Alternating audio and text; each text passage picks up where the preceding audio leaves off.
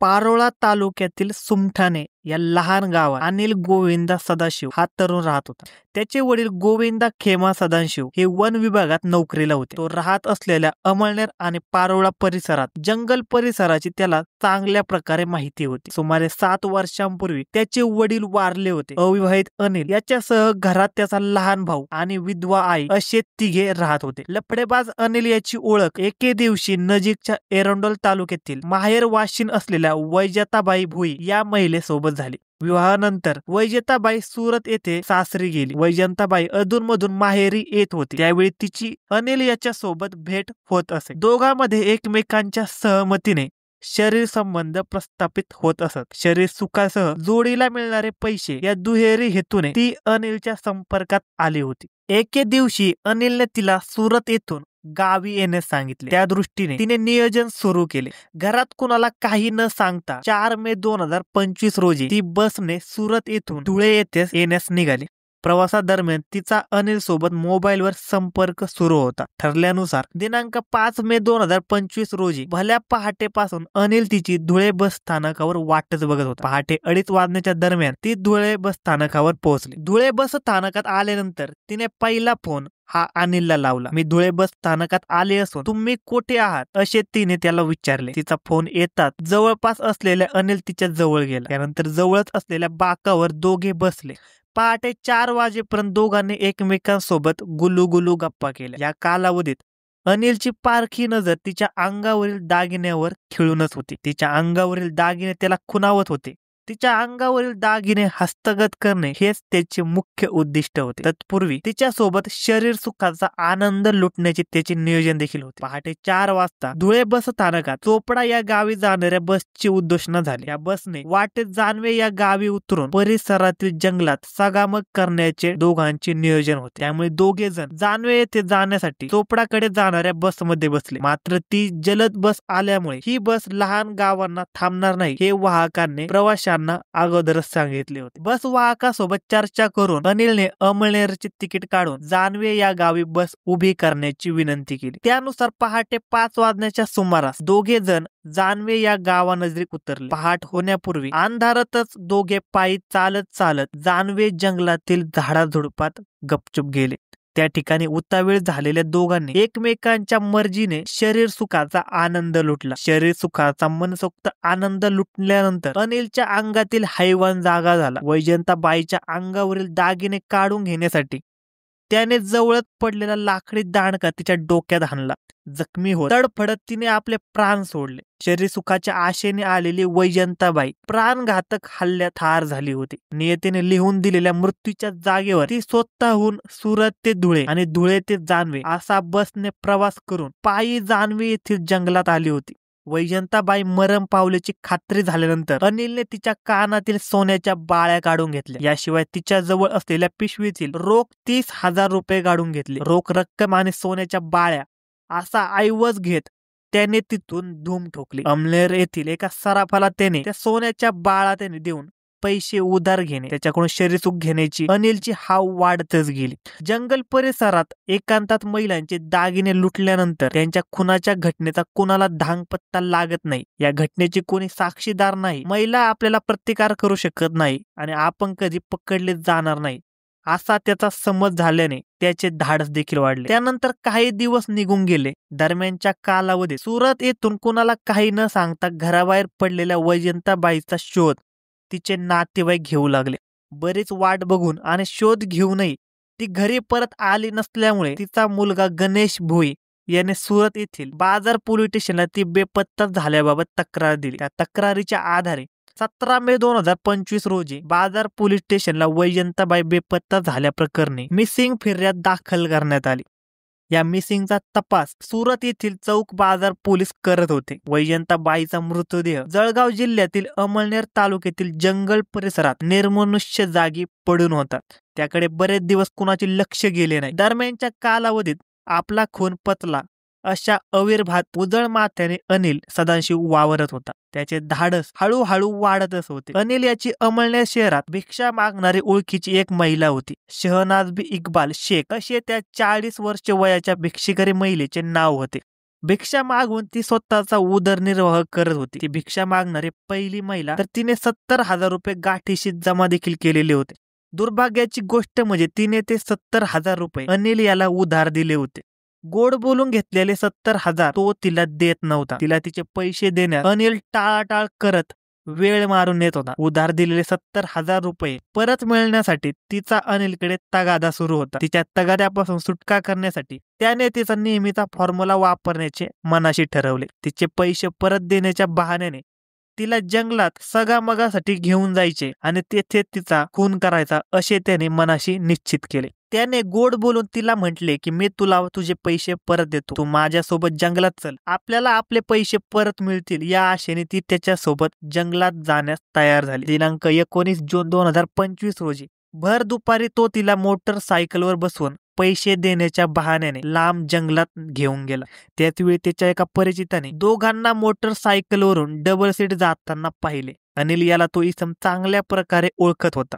त्याला त्याची सवय माहिती होती. अनिल हा शहनाजबी सोबत कोणते सुख घेण्यासाठी जात आहे हे त्या इसमाने ओळखले. त्यामुळे त्याने लगेचच अनिल यास त्याच्या मोबाईलवर कॉल केला. मोबाईलवर कॉल आल्यामुळे अनिल याने भरधाव वेगातील मोटरसायकल उभी केली. पलीकडून बोलणाऱ्या त्या परिचिताने त्याला विचारले की तू कुठे आहेस आणि तुझ्या सोबत कोण आहे. त्यावर अनिल याने त्याला उत्तर दिले की माझ्यासोबत शहनाजबी असून मी पिंपळकोडा रस्त्यापासून जंगलाकडे जाणाऱ्या रस्त्याच्या कोपऱ्यावर उभा आहे. त्यावर त्या परिचिताने त्याला सांगितले की तू जेथे आहे तिथे थांब, मी देखील तुमच्या सोबत येतो. त्यामुळे अनिल हा त्या परिचिताची वाट बघत शहनाजबी हिच्या सोबत थांबला. काही वेळातच तो परिचित त्या ठिकाणी मोटरसायकलने आला. तेथून तिघे जण जंगलात गेले. त्या ठिकाणी त्या परिचिताने शहनाजबी हिला बाजूला नेऊन तिला खाजगीत काहीतरी सांगितले. दोघांचे बोलणे झाल्यानंतर शहनाजबी तेथून अनिल याच्याकडे आली. ती त्याच्याकडे तिच्या 70,000 रुपयाची मागणी करू लागली.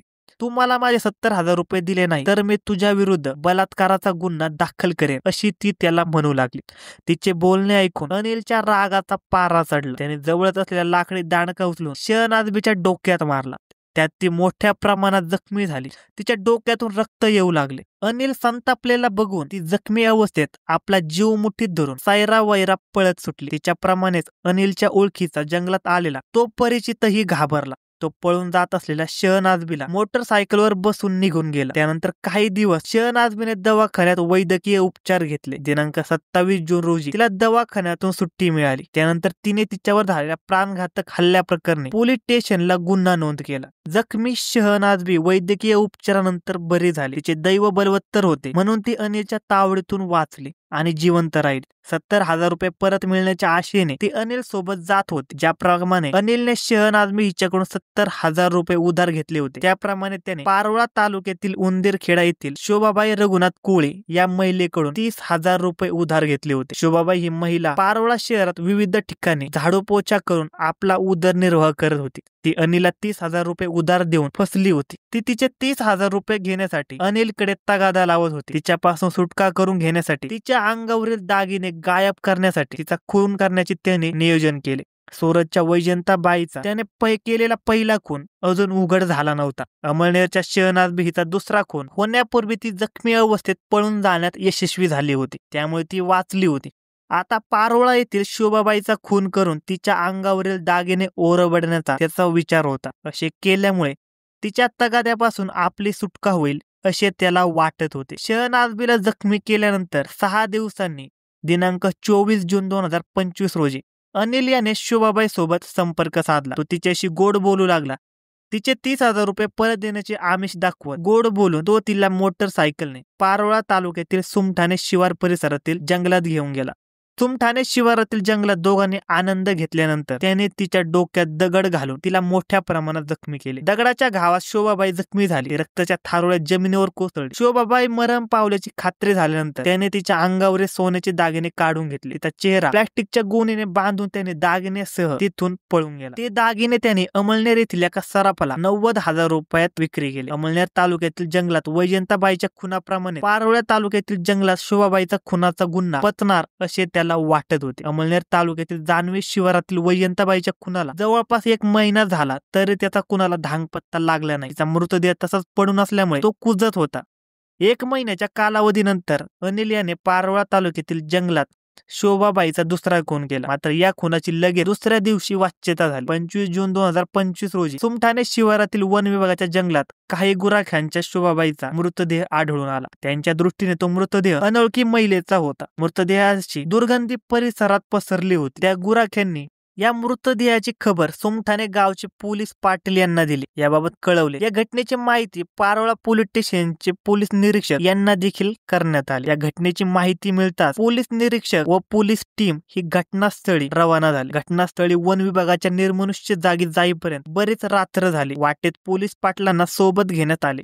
घटनास्थळी जंगलातील झाडाझुडपात शोभाबाईचा मृतदेह पडलेला होता. पोलिसांच्या दृष्टीने अनोळखी महिलेचा तो मृतदेह साधारण 35 ते 40 वयोगटातील होता. सहाय्यक पोलीस निरीक्षक घटनास्थळी फॉरेन्सिक पथकाला बोलवून घेतले. मयत अनोळखी महिलेचा चेहरा प्लॅस्टिकच्या पोत्याने झाकलेला होता. ते पोते दूर सारता परिसरात मोठ्या प्रमाणात दुर्गंधी पसरण्यास सुरुवात झाली. या घटनेप्रकरणी सरकारतर्फे फिर्यादी होत अंमलदार अशोक सातपुते यांनी पारोळा पोलीस स्टेशनला अज्ञात मारेकऱ्याविरुद्ध खुनाचा गुन्हा दाखल केला. या गुन्ह्याचा तपास पुढे सरकण्यासाठी सर्वप्रथम मयत महिलेची ओळख पटवणे गरजेचे होते. त्या दृष्टीने तपासाला सुरुवात करण्यात आली. जळगावसह धुळे आणि इतर जिल्ह्यातील पोलीस स्टेशनला मयत महिलेच्या वर्णनाशी मिळत्या जुळत्या महिलेची मिसिंग दाखल आहे का याचा शोध घेण्यात आला. मात्र कुठेही तशा प्रकारची नोंद नसल्याने आढळून आले. त्यामुळे महिलेची ओळख पटवण्याचे एक आव्हान पोलिसांसमोर होते. पोलिसांनी आपले कसब वापरण्यासह बातमीदार कामाला लावले. मयत महिलेच्या पायात असलेले धातूचे रिंग कोणत्या समाजातील महिला त्यांच्या प्रथेनुसार वापरतात याचा शोध घेऊन ओळख पटवण्याचा प्रयत्न करण्यात आला. याशिवाय विविध व्हॉट्सअप ग्रुपच्या माध्यमातून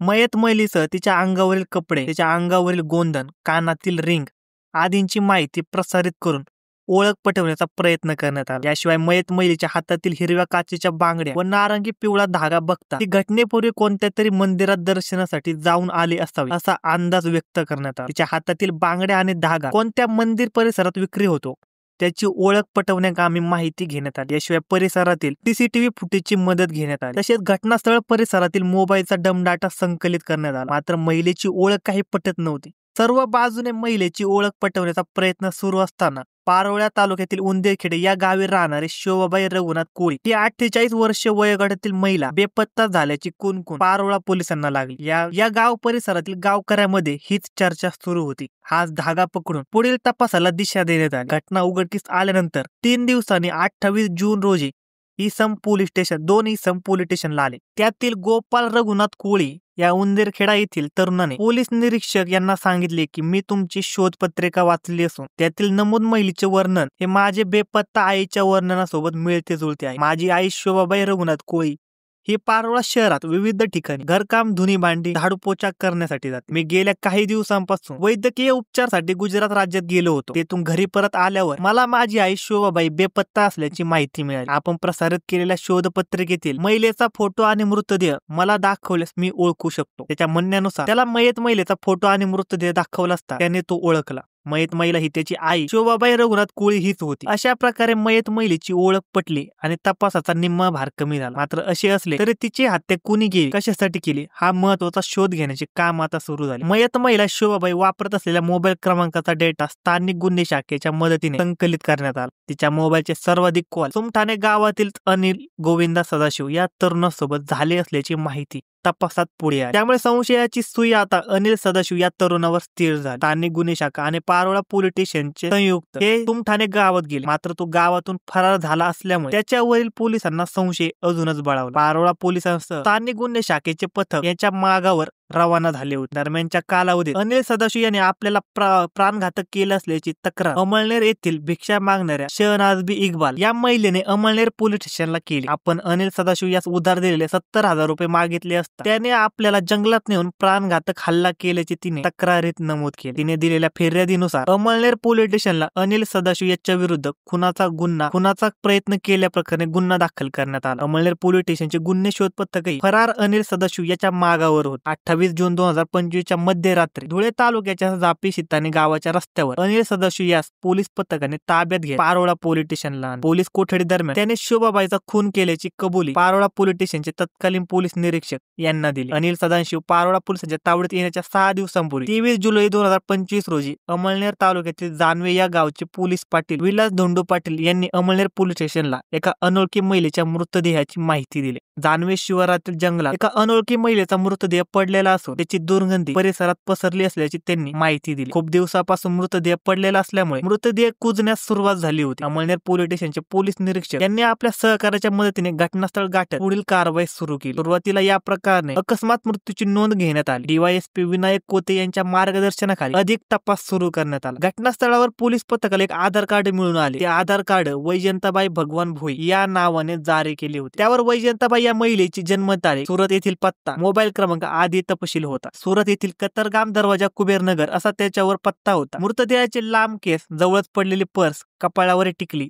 आदी वस्तूचे निरीक्षण केले असता तो मृतदेह महिलेचा असल्याचे स्पष्ट झाले होते. मृतदेहाजवळ आढळून आलेल्या आधार कार्डच्या मदतीने अधिक तपास केला असता ती महिला अर्थात वैजयंताबाई ही सुरत येथून कुणाला काही न सांगता 4 मे 2025 रोजी घरातून निघाली होती. तिचा बेपत्ता झाल्याप्रकरणी सुरत येथील चौक बाजार पोलीस स्टेशनला गणेश भोई यांनी दिलेल्या तक्रारीनुसार मिसिंग दाखल करण्यात आली होती. त्या मिसिंगचा तक्रारदार गणेश भोई आणि त्याची बहीण सोनल भोई या दोघांना बोलावून मृतदेहाचा फोटो व घटनास्थळावरील कपडे आणि इतर वस्तू दाखवण्यात आल्या. त्या वस्तू बघून तो मृतदेह आपली आई वैजयंताबाईचा असल्याचा त्यांनी स्पष्ट केले. अशा प्रकारे मृतदेहाची ओळख स्पष्ट झाली. आता तिचा खून कोणी व का केला याचे तपास सुरू करण्यात आले होते. अमळनेर पोलीस स्टेशन हद्दीत वैजयंताबाई भोई या महिलेची झालेली हत्या, पारोळा पोलीस स्टेशन हद्दीत शोभाबाई या महिलेची झालेली हत्या आणि अमळनेर शहरातील भिक्षिकरी महिलेवर प्राणघातक हल्ला या 3 घटनांमध्ये एक साम्य असल्याचे अमळनेर पोलीस स्टेशनचे पोलीस निरीक्षक यांच्या पारखी नजरेने हेरले. या तिन्ही घटना जंगल परिसरात एकांतात झाल्या होत्या. त्यामुळे पारोळा पोलिसांच्या ताब्यात असलेला अनिल गोविंदा सदाशिव हाच या घटनेतील गुन्हेगार असू शकतो हे त्यांना जाणवू लागले. त्यांनी त्याचा मोबाईल सीडीआर मागवला. त्यात त्यांना तथ्य आढळून आले. अमळनेर आणि पारोळा येथील महिलांच्या खुनाच्या दोन्ही घटनेत गुन्हा करण्यासाठी वापरलेल्या पद्धतीत साम्य आढळून आले. दोन्ही गुन्ह्याचे घटनास्थळ हे 1 किलोमीटरपेक्षाही कमी अंतराचे होते. दोन्ही घटनास्थळावरील मोबाईल टॉवर लोकेशन मध्ये अनिल गोविंद सदाशिव याची उपस्थिती होती. दोघा मयत महिलांच्या मोबाईल क्रमांकावर अनिल सदाशिव याच्या घटनेच्या दिवशी व अगोदर बोलणे झाल्याचे देखील स्पष्ट झाले. सखोल तपासाअंती वैजयंताबाई भोई हिच्या खून प्रकरणी अमळनेर पोलीस स्टेशनचे पोलीस निरीक्षक यांनी संशयित आरोपी अनिल सदाशिव याच्या विरुद्ध खुनाचा गुन्हा दाखल केला. गुन्हेगार कितीही हुशार असला तरी तो कोणता तरी पुरावा मागे ठेवत असतो. केवळ दागिने आणि पैशासाठी खून करून घटनास्थळावरून पलायन करणाऱ्या अनिलने वैजयंताबाईच्या आधार कार्डचा पुरावा मागे ठेवला आणि तो पोलिसांच्या हाती लागला. याशिवाय मोबाईल लोकेशन आणि कॉल रेकॉर्ड या तांत्रिक तपासात देखील तो अडकला. या गुन्ह्याचा पुढील तपास अमळनेरचे पोलीस उपविभागीय अधिकारी यांच्या मार्गदर्शनाखाली चालू आहे. धन्यवाद मित्रांनो. या घटनेबद्दल तुमचे काय मत आहे हे आम्हाला कमेंट सेक्शन मध्ये नक्की कळवा आणि नवीन स्टोरीज ऐकण्यासाठी आजच आपला युट्यूब चॅनल क्राईम कट्टा याला नक्की सबस्क्राईब करा. धन्यवाद.